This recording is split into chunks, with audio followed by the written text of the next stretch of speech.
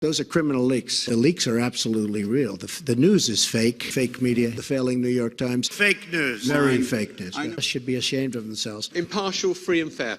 Yeah, sure. Mr. President. Just like CNN. Watch how friendly he is. Go ahead. Not a simple question, not a fair question. Okay, sit down. I understand the rest of your question. The tone is such hatred. Poison. That's what it is. It's a verbal form of poison, meant to affect your view of the media world, meant to harm news organizations. Notice what Trump was doing with this tweet, this now famous tweet from Friday. You saw it. It says the fake news media, failing New York Times, NBC, ABC, CBS, CNN, is not my enemy. It is the enemy of the American people. He was singling out specific news outlets as enemies, including this one. He wasn't talking about the entire press. He was talking about those 5. And he wasn't saying that they're his enemy, but your enemy. Maybe trying to drive another wedge between the sources he likes and the sources he dislikes.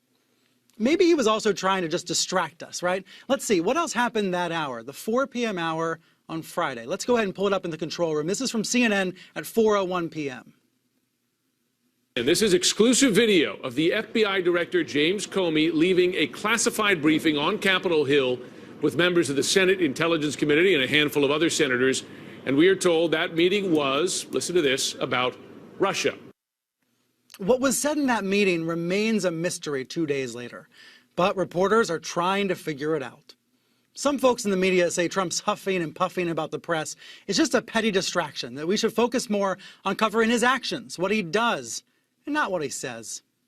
And it's true that his actions are the most important thing. But some of his actions are about the media. Appointing aides who condemn the press, holding news conferences to complain about the coverage for an hour and 15 minutes, and carefully composing tweets in response to what he sees on TV. Those are his actions. These actions and these words matter. His words inspire many people, but they instill fear in many others. His words are what won him the election. Words like crooked and build a wall.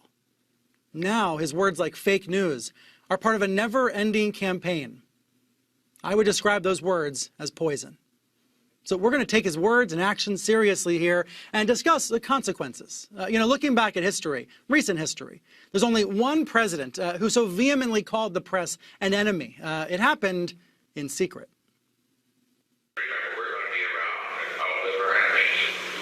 And also, never forget, the press is the enemy. The press is the enemy. The press is the enemy.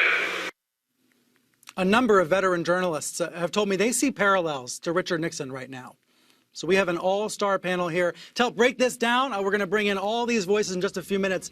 But when it comes to comparisons to Nixon, there's one expert I must start with right there in the top, Carl Bernstein, CNN political analyst, one half of the famed Woodward and Bernstein team that broke Watergate wide open. Carl, Nixonian, is that appropriate? Is it a fair comparison to make 30 days into Trump's presidency? Trump's attacks on the American press as enemies of the American people are more treacherous than Richard Nixon's attacks on the press. Nixon's attacks on the press were largely in private. There's a history of what enemy of the people that phrase means as used by dictators and authoritarians, including Stalin, including Hitler, and I'm not about to say anything about comparing Hitler and Trump, but it's a demagogue's statement. And we live in a time now when there is no civic consensus in this country, like there was at the time of Watergate, about acceptable presidential conduct. There was a consensus that Nixon had to leave office because he had breached that acceptable conduct. We have no such acceptable compact among Republicans, Democrats, conservatives, liberals in this country today. So Trump is out there on his own leading a demagogic attack on the institutions of free democracy, including the press. Do you have the sense that it's working? Because one reaction would be, these are just words. These are just words. He's not taking actions. He's not threatening news outlets, trying to shut places down, filing lawsuits and things like that. Does it working that his anti-press attacks are actually having an impact? I think it's working in the sense of playing to his base and further dividing the country. Is it working in terms of also scaring the hell out of a lot of Republicans on Capitol Hill who think that he is off on a ride that is dangerous to American democracy. And are they quaking, many of them, without speaking out? Yes.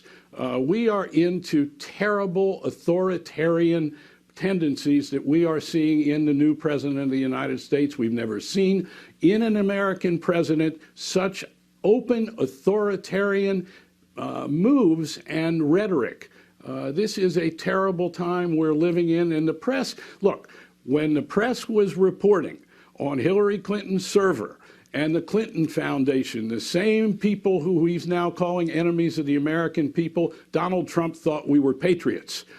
So the hypocrisy of this, aside from the lies that underlie the president's words, we are doing our job. That is what we're there to do.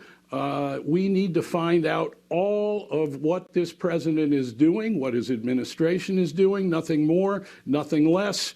And that's what we're doing. We are not enemies of the American people. In fact, we're the last resort of the American people to a dictatorial and authoritarian inclined president. Strong language from you, Carl. Let me bring in some other voices to see their perspective on this. Selena Zito, a columnist for the Washington Examiner and a CNN contributor, and political analyst Jeff Greenfield, both joining me now. Jeff, your impression here.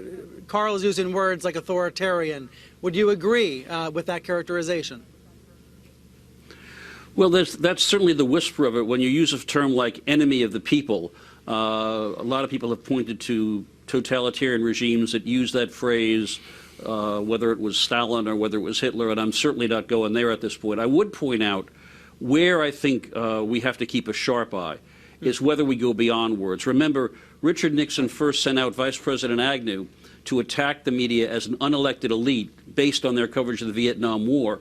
And more seriously, there were plans in the second term to use the government's power to do things like take television stations away from companies that own newspapers and challenge licenses. So what I think would be useful, rather than just focusing on the words, is to see whether or not this takes the form of action in which the power of the government, whether it's antitrust, tax laws, whatever, whether that's used. I mean, CNN is part of Time Warner, which is engaged in a huge merger effort with AT&T. Does the government oppose that on what might ostensibly be sound antitrust grounds, but are really doing it to punish Time Warner and CNN? That's the sort of thing I would like to keep an eye on. Past mergers like the AT&T Time Warner deal have received government approval. Trump, before Election Day, before he won the election, said he would block. He vowed to block that merger. At the moment, it is working its way through the regulatory process. These companies hope it'll clear by the end of the year. But what you're asking, Jeff, it's a giant question mark about what this administration will do with regards to the merger. It strikes me as something I've been saying privately, and I haven't said it on television. I think I probably should, which is that as journalists, I think we need to think about how bad it could get for the news media, meaning we shouldn't have a failure of imagination here. I hope that this administration does not go down the road of blocking licenses or auditing journalists and things like that. But we need to know what's possible and imagine what's possible and prepare for it. And certainly media lawyers are doing that. Selena, let me bring into this conversation. You were writing on Friday about Trump's enemies tweet. I want to make sure we're not going overboard, overreacting to what the president's posting on Twitter. So how did you interpret it? Well, I think we have two things going on. To Carl's point about is it penetrating into the American public, I can remember in Ambridge, in my own backyard in Pennsylvania, covering a Trump event. And I was on the phone with my editor, and a woman, elderly woman, she later told me she was 74, said, "Do you work for CNN?" And I said, "No, at the time I didn't." And she said, "Oh, well, that's good, because if you did, I would spit on you." I was like, what? You know, so that is penetrating into the American public because she believed that we were unfair and that we were deliberately trying to hurt her candidate. Having said that, Trump, I believe that Trump believes he needs someone, a straw man, someone to blame because there's not a Hillary Clinton out there. And we make the easiest foil for that. And our problem tends to be is that people believe we spend too much time focusing on what he says about us, and they would like to see us spend more time on what he's doing. Does that make sense? It does. I would argue that some of his actions, what he's doing, is attacking the media. Well, that's true. It's more than attacking. Go ahead, and then I'll make my point.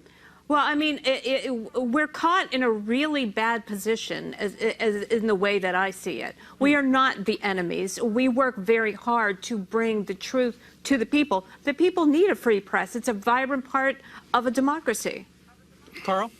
Look, Trump is an enemy of the truth. That is what we know from his presidency thus far. He's not interested in the truth. He's not interested in the best obtainable version of the truth, which is what real journalism and reporting is. He's not interested in a fact-based debate. And what we are seeing already are actions at intimidating the press, which means the people lose, and intimidating those in the American government who talk to the press. We already, as in the Nixon years, are watching Trump initiate a leak investigation of draconian threats that's already underway. That is the threat to the American people. We don't need the press to be self-centered about attacks on us. Yeah. We need to be, all of us, focused on attacks on the First Amendment, on the Constitution, free press, and how it reaches the people, especially when we have an authoritarian president who seems not to understand the Constitution. Nixon understood the Constitution. This To tell you what, president does not. Carl, you set up my tease perfectly. We're going to talk leaks.